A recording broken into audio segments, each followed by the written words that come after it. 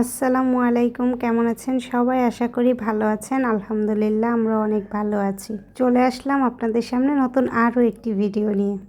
এত সুন্দর মাছ চোখের সামনে দেখলে কার কার ভালো লাগে একটু বলেন তো। আর পুকুর থেকে যদি এরকম চিংড়ি মাছ আনা হয় তাহলে তার তো আর কোনো কথাই থাকে না। এত সুন্দর মাছ চোখের সামনে দেখলে সত্যিই কিন্তু চোখটা জুড়িয়ে যায়। মাছগুলো যতটাই না সুন্দর, কিন্তু আগাছাগুলো দেখলে কিন্তু মাথাটা ঘুরেই যায় যে এগুলো কেমন করে পরিষ্কার করবে। কিন্তু আজকে আপনাদেরকে আমি এমন একটা জিনিস শেয়ার করব যেটা আমি আগে কখনোই দেখিনি। আমার মনে হয় যে আমার মতো সেটা কিন্তু আপনাদের কাছেও নতুনই মনে হতে পারে। তো অনেকেই হয়তোবা এই জিনিসটা দেখে উপকৃত হতে পারেন, আর তার জন্যই কিন্তু আমি আজকের এই ভিডিওটা করলাম। আসলে শাশুড়ি মায়ের কাছে থাকলে হয়তোবা সংসারে টুকিটাকি অনেক কিছুই শিখতে পারতাম, কিন্তু সেটা তো আর ভাগ্যে হয় না।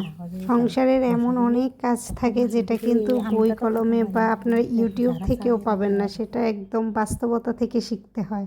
আর ওনারা এত সুন্দরভাবে সব কিছু সহজে করে ফেলে না, দেখেন না এই বুদ্ধিটা কি কারো মাথায় আসার কথা।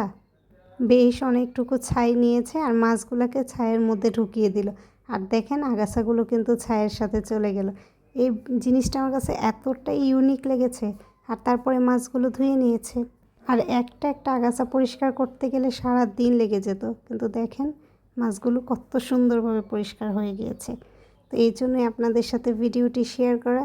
যদি ভিডিওটি ভালো লেগে থাকে তাহলে অবশ্যই চ্যানেলটি সাবস্ক্রাইব করে দিবেন আর লাইক দিয়ে পাশে থাকবেন। আর এরকম নিত্য নতুন ভিডিও পেতে চাইলে আমার চ্যানেলের পাশে থাকবেন আর আমাকে সাপোর্ট দিবেন। আপনাদের সাপোর্টই কিন্তু আমাকে কাজে উৎসাহিত করবে। তো সবাই ভালো থাকবেন আর আমাদের জন্য অনেক বেশি করে দোয়া করবেন। আর সবার ঈদ কেমন গেল সেটা আমাকে একটু কমেন্ট করে জানাতে কিন্তু একদমই ভুলবেন না। তো এই তো আজকের মাছ পরিষ্কার করার টেকনিকটা, সেটা হয়তো অনেকেরই পরিচিত, কিন্তু আমার কাছে যেহেতু অপরিচিত তাই আমি ভাবলাম যে অনেকেরই হয়তো অপরিচিত হতে পারে, তার জন্যই শেয়ার করলাম। তো আল্লাহ হাফেজ।